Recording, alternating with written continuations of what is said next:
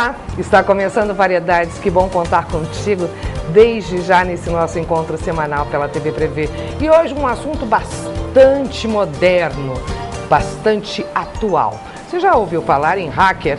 Hacker, essa palavra mudou muito nos últimos tempos em função do conceito que se aplica.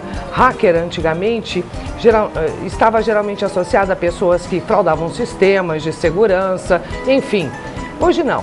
O hacker é a pessoa que tem conhecimento tecnológico, considerado especialista em explorar falhas de segurança em programas e sistemas. Mas o nosso assunto é sobre hacker e especialmente uma biografia de um hacker que chegou a ser considerado o melhor do país e que foi para o lado criminoso e que hoje está presente em nosso estúdio para relatar a sua história, que não aconteceu há muito tempo não, faz breves 10 anos. Ele e a coautora do livro, Sandra Rossi e Daniel Nascimento, que lançaram dn.com. Eu acho que é uma experiência, primeiramente, bastante corajosa, né? Porque você contar a sua história quando ela é feliz, quando ela vem cheia de realizações altruístas, é uma coisa. Quando ela vem carregada de uma experiência que tem aí as nuances criminosas, de um golpe, de fraudes, tem que ter bastante coragem. Por quê? Olha, a ideia, quando foi fazer o livro, foi mostrar essa história para conscientizar as pessoas da realidade disso, que isso existe, né? E mostrar para pais, famílias e outros jovens também que talvez estejam passando o que eu passei, que há alternativas e que esse não é o caminho. Esse foi o motivo de contar a história. E também um desabafo, né? Porque era uma coisa que estava comigo há 10 anos, que eu nunca coloquei para fora. E fazer o livro com a Sandra foi uma experiência muito bacana, porque eu fui relatando coisas que estavam presas em mim há muito tempo. Então, foi uma experiência bacana, tanto para mim, foi uma realização pessoal em contar isso e não ter vergonha do que eu passei, né? Porque foi algo que aconteceu. E relatar isso para que sirva de experiência para outras pessoas também, não passar pelo que eu passei. A Sandra é uma querida e amiga, é uma produtora de televisão, jornalista e agora lança-se aí como escritora nesta primeira experiência. Quando você fala que relatou a Sandra, isso foi criado um vínculo, uma cumplicidade muito forte para chegar a esse ponto de você ter, no caso, relatado num livro por ela, essa experiência, né? Então, quer dizer, foi um desafio mútuo para você, Sandra, Com certeza, na responsabilidade de relatar uma história verídica e para você que tinha que abrir esse jogo na intenção final da mensagem mais positiva, é isso? Com certeza. A Sandra, para mim, foi demais. É uma grande amiga de vida, uma pessoa que eu confio muito, minha confidente, minha melhor amiga. O bacana do livro é que construiu-se uma amizade muito bonita, né? E a afinidade que eu tive com a Sandra desde o momento que eu conheci ela, eu falei, ela é a pessoa para fazer esse livro, ela é a pessoa que vai conseguir fazer eu falar, porque é difícil dizer. Teve momentos muito emocionantes, então foi muito difícil, ela soube lidar muito bem com isso.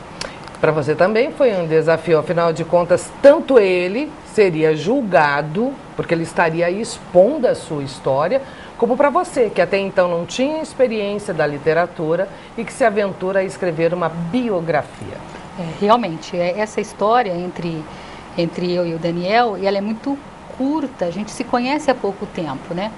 E então era uma responsabilidade muito grande, não só de você ouvir a história, mas você também conseguir passar de uma maneira para as pessoas que eles gostassem da história do Daniel, né? E que fosse o mais real possível, porque ela é muito recente. Às vezes a gente fala de uma biografia, mas a gente comenta de uma biografia de uma pessoa que já é mais velha, então isso passou-se há muito tempo na vida dela. No caso do Daniel, 10 anos atrás, ele é jovem, Daniel ainda é jovem.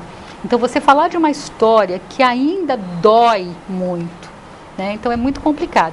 E eu tinha, além dessa responsabilidade de poder transmitir a história dele, o fato de eu saber assim, a história é boa. Eu sempre soube disso. A história do Daniel é uma história boa, é uma história cativante. E eu vou conseguir fazer com que as pessoas... Transmitir. Com que as pessoas consigam gostar desse livro. Né? Era um desafio muito grande. Até mesmo porque o hacker está associado a essa questão criminosa. E este hacker que é relatado no livro, que vem da experiência do Daniel, é uma experiência onde ele desviou milhões, foi condenado, passou por prisão, delação e sequestro. Então eu queria começar um pouquinho a sua história, Daniel, da sua aptidão para computador, para sistemas. Você lá atrás era um pequeno gênio. Eu iniciei como nerd, como chamam assim, um cara que absorve rapidamente a informação e começa a descobrir todo o universo da internet. Você cria uma outra personalidade, né?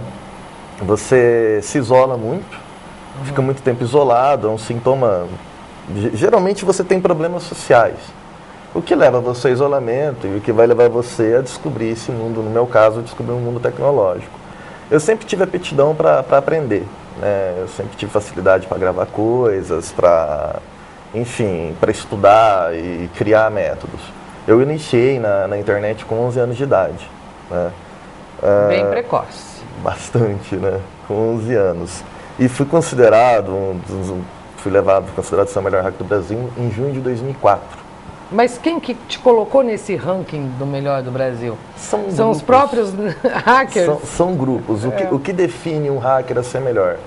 Quantidade de informação que você detém, quantidade de máquinas que você invade e poder de fogo. Mas você compartilha todas estas invasões, estes crimes com este grupo de pessoas? Ou geralmente você faz e aquilo é um troféu único e exclusivo seu e que você mantém em segredo? É que os hackers divulgam entre eles as suas conquistas, vamos dizer assim. Existe uma certa concorrência entre os hackers. Entendi. Então, quando você chega a um nível considerável, você acaba tendo seguidores, sendo respeitado e sendo muito observado pelo que faz na internet. Mas qual é o limite? Por exemplo, você com todo o seu conhecimento tecnológico, você com uma inteligência grande, um QI extraordinário, em que determinado momento que existe aí um desvio, né? Por que se associar aos outros hackers e, consequentemente, praticar delitos? No meu caso, eu acabei me desviando com fraude financeira. Mas a gente não pode generalizar, porque nem todos fazem isso. Tá? Existem hackers que invadem por vocação. Ele invade por prazer, por ter que colocar para fora isso.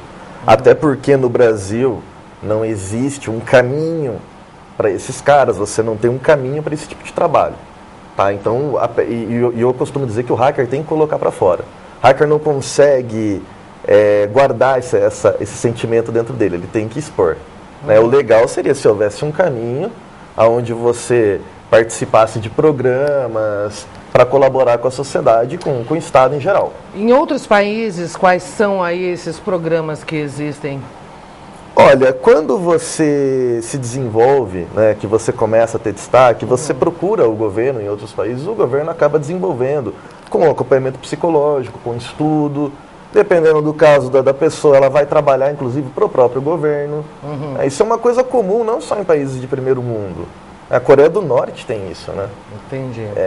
Não é só, quando a gente pensa nisso, a gente pensa em Alemanha, Estados Unidos, mas não, já é uma coisa comum no mundo em geral. Enquanto se mantiver eles aqui, sem que se desenvolva de forma mais, digamos, benéfica, uma forma mais, digamos, moralmente correta, eles vão continuar atuando na sombra?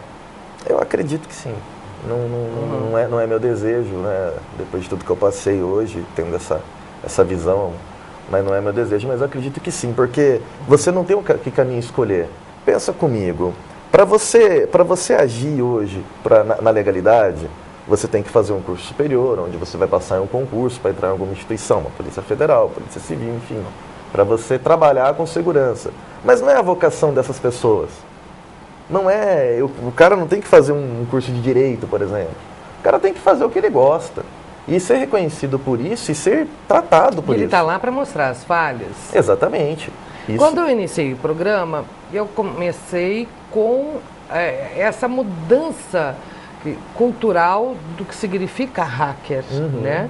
Mas, então, o que o hacker que ainda faz o que você fez no passado ele continua sendo hacker? Olha, são dois tipos, né? Então, é o hacker, mas de dois perfis. Exatamente. A gente até brincou, dá licença um pouquinho, nós até brincamos no livro, que a gente fez um capítulo colocando o hacker do bem e querendo dizer que o hacker do mal também.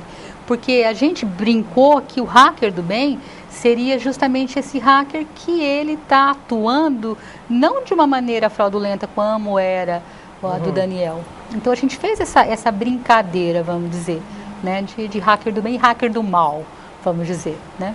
Então, Daniel, assim como você, adolescentes de 11, 12 anos, as crianças têm um contato com o computador muito cedo, de forma bastante precoce, né?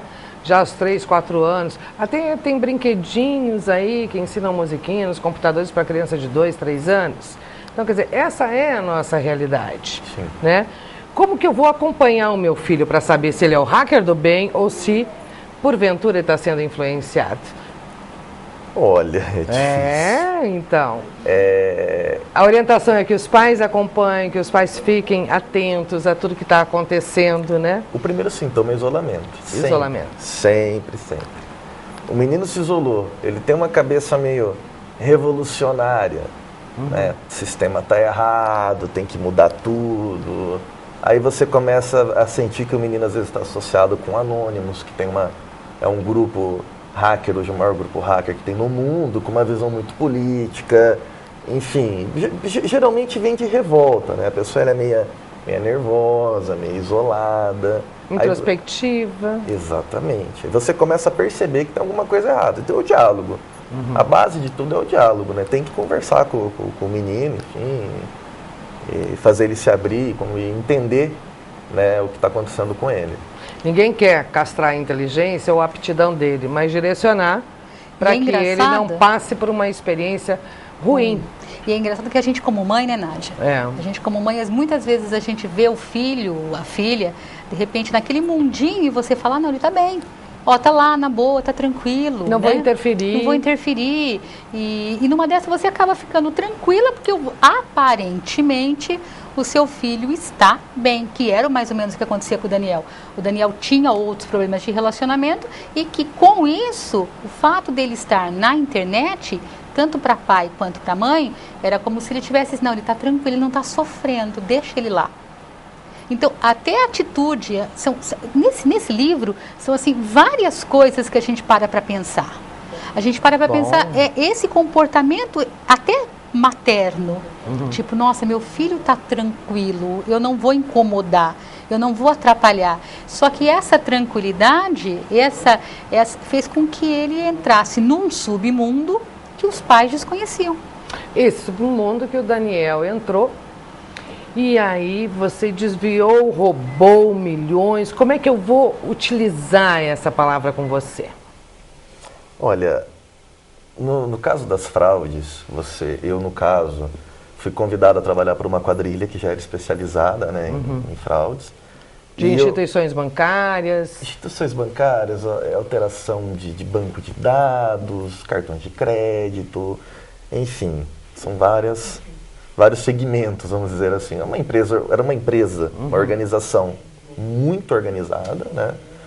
E eu não tinha noção de que o trabalho que eu fazia de início, porque eu comecei isso com 15 anos, era desviar dinheiro, né, nessa proporção de mal que eu acabei indiretamente fazendo, né? Eu não tinha noção de quanto isso era tão errado de início. Então, fui convidado para essa quadrilha e eu ganhava metas, prêmios, dinheiro, carros, enfim. Aí começou a minha ascensão nessa parte criminosa que eu repudio, né? Que eu acho que é uma coisa que não vale a pena. .com foi a operação deflagrada que, no caso, desarticulou essa quadrilha? Sim, chama-se Operação Ponto Com. Ela foi deflagrada em 1º de dezembro de 2005 pela Polícia Federal, onde deteu todo esse pessoal, né, ao qual eu fazia parte também. E a quadrilha tinha quantos membros, mais ou menos? Em torno de 30 e poucos membros. Só aqui no estado de São Paulo, não? Não, essa operação foi deflagrada no Sul. No Sul? Foi em Porto Alegre que ocorreu essas prisões, que era onde funcionava a sede da quadrilha. Mas você tinha 15 anos na época? Eu estava com 16 anos na época da prisão. Eu iniciei com 15 anos com esse tipo de fraude e fui detido com 16 anos. E você foi preso? Fui preso. Mesmo sendo menor? Sim. A prisão diferenciada, né? Pela característica do crime, no caso, foi apreendido, né? Isso, chama-se apreensão de menor, né, o termo. Mas eu fui detido pela Polícia Federal, passei por toda aquela depoimentos, né? Viajei com um avião Hércules de Porto Alegre a Curitiba, toda aquelas, né? Com toda a quadrilha, né? Com toda a quadrilha. Viajaram juntos. E aí você ficou detido por quanto tempo? Eu fiquei em torno de 2 dias preso, que eu fiquei detido, né? 2 a 3 dias. E no caso, tudo que foi desviado, ou pelo menos a maioria, a polícia conseguiu recuperar, bloqueou bens, isso aqui, como é que foi mais ou menos o trâmite? Porque o pessoal vai ter que ler o livro para saber os detalhes. Mas, a grosso modo. Com certeza, né? Foi uma operação muito bem deflagrada, foi uma operação muito estudada, equipe muito competente da Polícia Federal que fez a operação. Eu não tenho como precisar, né, se para os envolvidos, o que foi, o que não foi. Da minha parte, eu garanto que sim. Quando aconteceu de ser desbarateada a quadrilha, sua família foi surpreendida? Bastante. E você? Eu fui mais surpreendido pela questão da minha família, né? Quando eu vi porque até então eu era uma pessoa rebelde, né? Eu era uma pessoa fora de controle, era uma pessoa extremamente arrogante, né? E quando aconteceu tudo aquilo, que eu vi todos aqueles meus amigos falsos, aquela coisa acabar, e que realmente o melhor amigo da minha vida era meu pai, que eu tanto enfrentei, né, por conta das minhas coisas, foi uma dor muito grande para mim, né? Foi muito difícil olhar para o meu pai estando detido, né? Eu estava preso, meu pai chegou, então ver o filho naquela situação, você vê o pai, foi difícil, sim. Você vê toda a humilhação, toda a decepção, toda a frustração. É muito forte. Até mesmo porque a gente percebe que você é um cara que teve uma educação, né, digamos que privilegiada pelas condições financeiras, quer dizer, estava tendo uma educação do sentido tanto social quanto em família, tinha tudo. Sim, né? Sim. Você foi influenciado e as coisas acabaram fugindo do controle. Acho que uma das partes mais difíceis da gente... De se relatar, da gente relatar, porque quando nós começamos esse trabalho, eu gravei todos os depoimentos do Daniel, da família, de amigos e de pessoas que estavam envolvidos no caso. E a parte mais difícil, né, uma das, né, Daniel? Acho que foram 2 mais difíceis. A primeira, quando ele conta de toda a prisão, e a segunda, quando ele relata da família. A família, como foi o pai, o comportamento do pai foi uma das cenas mais fortes. E aí ele também, muito difícil para o Daniel, de poder contar o que ele passou naquele momento. Mas a gente percebe pela reação do Daniel que ele fica bastante emocionado quando ele relata o encontro do pai, né, com ele na prisão.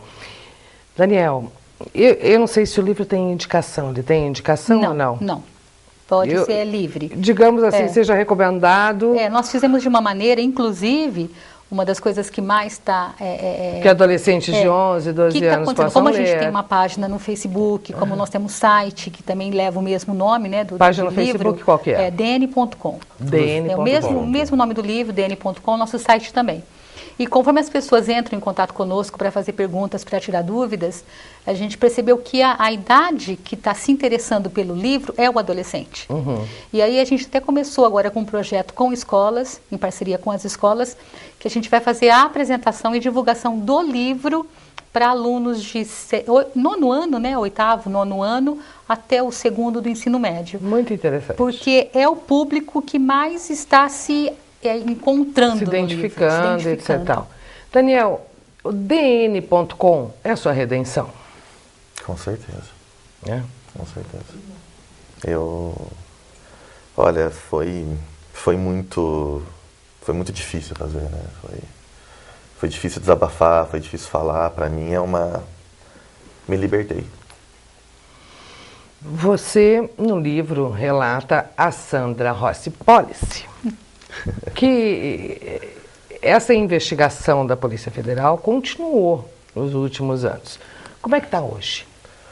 Não, hoje tranquilo, né? Já, graças a Deus, passou tudo, acabou, não tenho mais nada com isso, mas ficou sequelas, né? Ficou traumas, ficou traços que foi superando com os anos.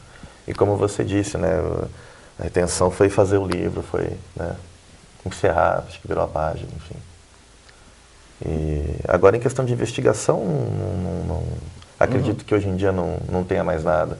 Muito pelo contrário, até sou bem colega das pessoas envolvidas que foram envolvidas na operação, enfim, não tenho mais nada hoje não, com a Polícia Federal, nem com...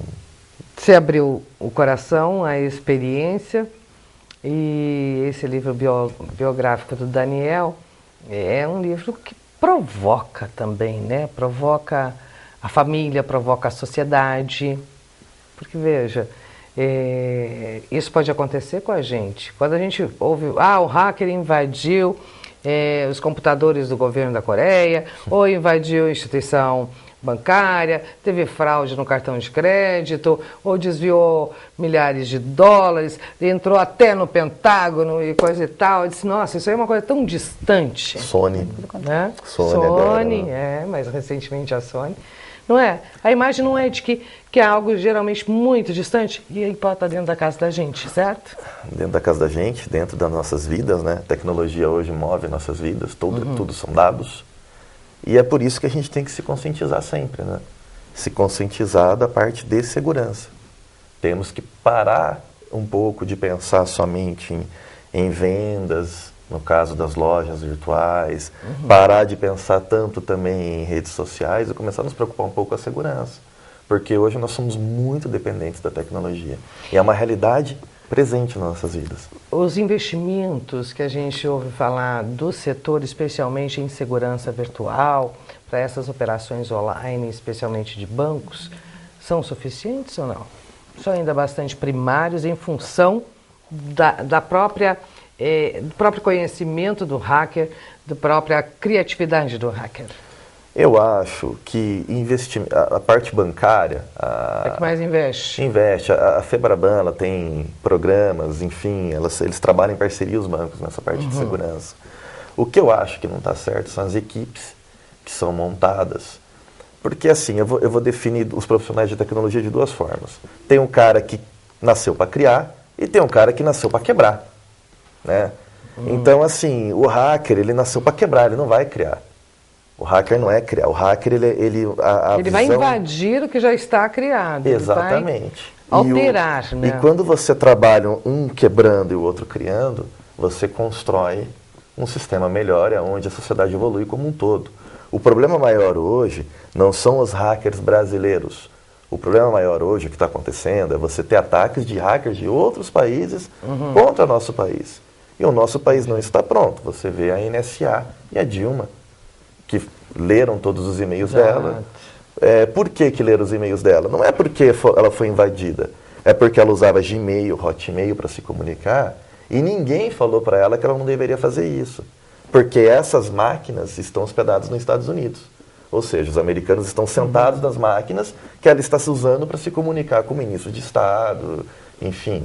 Então tem muita coisa errada no Brasil, a gente tem que se conscientizar, criar uma consciência de que a tecnologia é uma realidade, a gente precisa evoluir na questão de segurança. E eu acho que você deve conversar com o Daniel. Você entra na página dele no Facebook. É um pouco seguro, pelo menos? Ah, sim. Quando o assunto é mais importante, a gente marca pessoalmente. Troca uma ideia. Quem sabe você, além de dicas, orientação, você descubra aí uma grande amizade. Eu conversei com a Sandra Rossi Policy, escritora, e também com o Daniel Nascimento, empresário. Este livro foi lançado recentemente pela editora Ideia, que vem fazendo um grande trabalho, especialmente com novos escritores bauruenses e também aqueles tradicionais, trazendo bastante novidades em diversos gêneros, né, literários. O livro para você vem em boa hora, Sandra? Nossa. Eu sei que a amizade sempre vem em boa hora, em qualquer momento, a amizade, né? é sempre bom, né? Agora, e o livro, resultado? O né? livro, eu Dessa até eu escrevo, quando eu faço mais ou menos o prefácio, vamos dizer, né? Eu coloco isso. Foi uma coisa que eu fiz, assim, muito de sentimento mesmo, né? E que eu coloco que o livro não foi só o fato de eu conhecer uma pessoa que está fazendo parte da minha vida agora, que é o Daniel, que a gente está sempre junto, não só na divulgação do livro, mas também como amigos, né? Mas também de ter aberto... Ele veio no momento exato. Era como se você precisasse de alguma coisa para te dar um up na vida, né? E aí chegou. Então, não só o lance de eu ajudei o Daniel. Aqui é mútuo, sabe? A história é estimulante, eu né? acho que foi uma coisa assim, foi uma identificação muito forte, foi muito bom para mim, e eu coloco isso no livro, e foi muito bom para o Daniel também, que eu sei. Mas vocês enfrentaram resistência quando dá a ideia de lançar esse livro? Não. Ou vocês receberam o apoio da família, dos amigos? O que a gente percebia é que as pessoas, os que estavam envolvidos, tinham um pouco de receio do que a gente iria colocar no livro, se a gente não ia, de repente, invadir a privacidade de outras pessoas envolvidas. Porque é mais ou menos assim. A ideia era do Daniel falar de uma parte da vida dele, só que essa parte da vida dele tem outras pessoas envolvidas. E será que para essas outras pessoas não ia ser ruim? Mas elas são citadas na obra? São citadas, foram entrevistadas, autorizaram a gente a divulgar. Mas sempre fica aí, como é que a Sandra vai interpretar isso que eu falei para ela, como é que ela vai escrever, né? Então, incomoda. Agora, o que eu mais acho que a gente sentia e sente até hoje é a dúvida das pessoas, porque as pessoas elas sempre querem saber mais do que, de repente, está escrito. Né? Então, a gente até brinca que nós vamos fazer o segundo livro, porque ele gera curiosidade, tem dúvidas. As pessoas ainda querem saber um pouco mais. E também, assim que a gente percebe em relação ao DN.com, o que as pessoas querem saber? Elas querem saber os detalhezinhos que fogem também do nosso conhecimento. Né? Tipo, o que foi feito, como é que está esse pessoal agora, cada um seguiu o seu rumo. São várias pessoas que cada um está com a sua vida formada em outro canto. E o Daniel está em Bauru. O Daniel é o único que está em Bauru. Então, o que eles estão fazendo? Como é que eles estão? Gera essa dúvida. Eu também tinha essa dúvida quando eu conversava com o Daniel. O que eles estão fazendo agora? Estão presos? Não estão? Estão fazendo outra coisa? Né? Então, isso gera. Nós vamos fazer ainda o livro DN.com 2. Ok. Daniel, mais alguma coisa, querido? Falar também que acho que a parte mais difícil também na história em geral foi a parte de você voltar para a vida normal e não voltar a fazer esse tipo de coisa, né? Eu acho que a superação, você podendo agir, fazer e não fazer, foi um aprendizado muito grande para mim, o que leva eu a crer hoje que não vale a pena. E a sua atividade profissional hoje como empresário? Eu possuo empresa no ramo alimentício em Curitiba e no ramo de eventos também em Curitiba. Seja bem sucedido. Obrigado. Obrigada, Sandra. Obrigada, Daniel. A gente se encontra semana que vem com mais uma edição do Variedades. Enquanto isso, você curte aí a página do livro DN.com, uma história muito interessante para você levar para sua cabeceira e, consequentemente, ficar bastante atento ao hacker, um ex-hacker.